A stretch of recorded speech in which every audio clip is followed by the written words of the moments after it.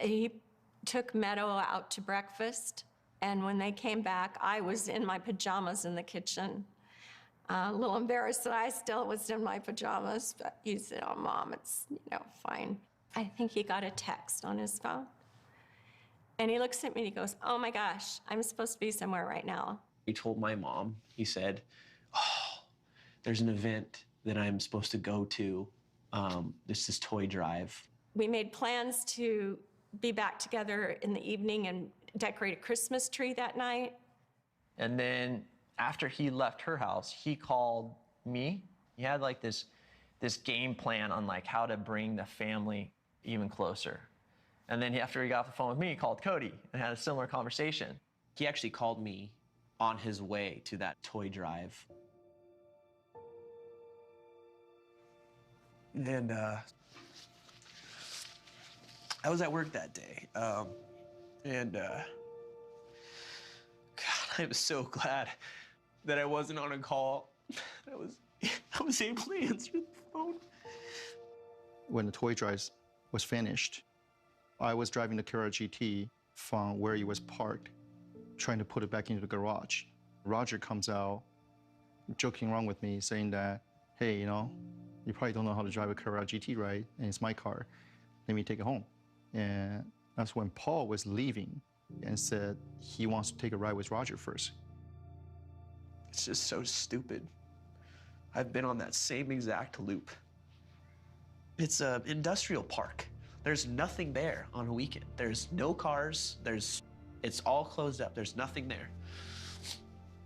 And it was just kind of like, oh, you just like do a loop and like get the car running up to temp and then like put it away. You got to let these cars run. You got to run them. You got to rotate the tires. You got to do these things. And this is a customary thing. So we're there still cleaning up. Then next thing we know, we hear a loud noise, a loud bang. Supposedly, the impact knocked him out. And then the car just became this inferno.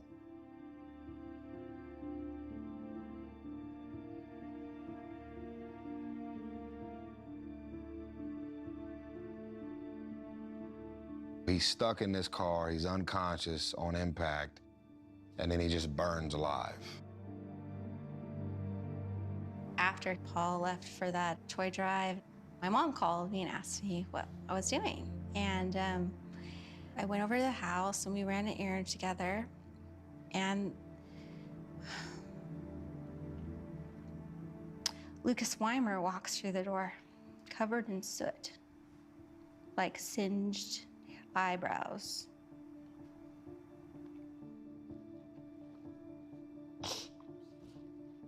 He told me that he couldn't get him out of the car.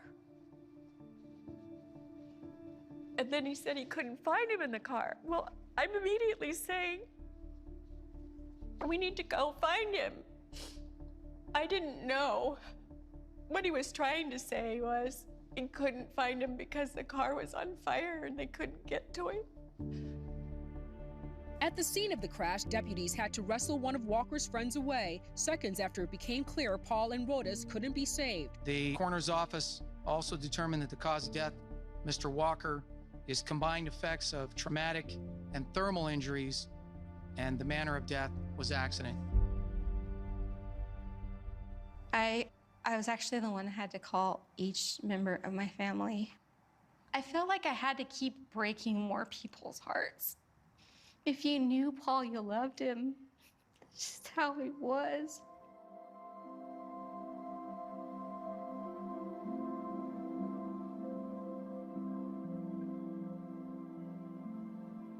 When I tried reaching Cody, I couldn't, so I got a hold of his fiance.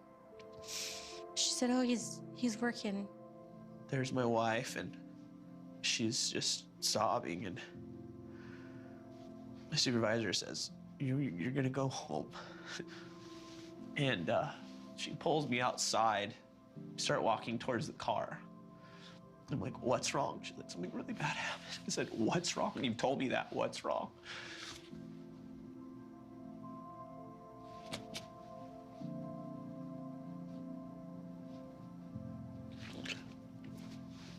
And she just looks at me and she goes, "It's your brother, Paul?" Take your sword. Say it right now. Hey, what? My name is Bobby. You want to play? Yeah. I said, "Okay, so he got hurt. What's wrong? Is he gonna be okay?" And she just shook her head. To lose somebody like Paul, it's not for the weak, you know? It's not for the strong either. It's just something that's totally messed up. Son's not supposed to go before you. It's your worst fear. It came to pass. How old are you now? 15. Okay, this is we're gonna test you now. This is the test. What's today's date? December 24th, Yeah. What year? 1986. Uh-huh. My sister called me. She it's only it still bugs me to this day. Like, I feel like I have like shoes to fill, and like now I feel like I'm the big brother, and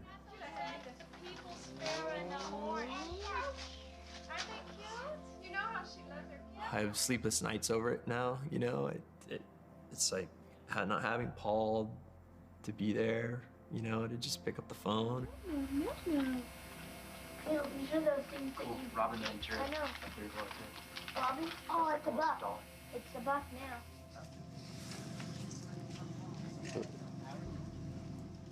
We all went down to the site, and of course there were fans there and people gathering and all the rest of it, and I just kind of walked away from the site, fucking cried my eyes out.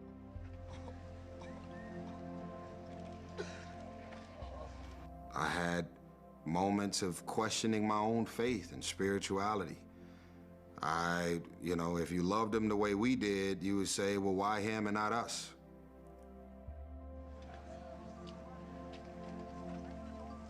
I couldn't believe it. Could not believe it. And then the details started coming out, and it was just worse and worse. Life is just not fair. I went to the crash site. I went to his mom's house. Just tried to figure out, you know, I tried to be close with people that were close with him, his friends and his family, and Paul's friends from the film came. We had Vin Diesel and Tyrese and Michelle, and of course all the family. That memory of walking in my mom's house, where it really became super real, that realization that was probably the worst feeling ever. I guess like a little bit of what can I do to help, right? With Meadow and everything like that, you're like, there's so many uncertainties. He would have helped out with, if it would have been reversed, he would have been the one taking care of everything for my family.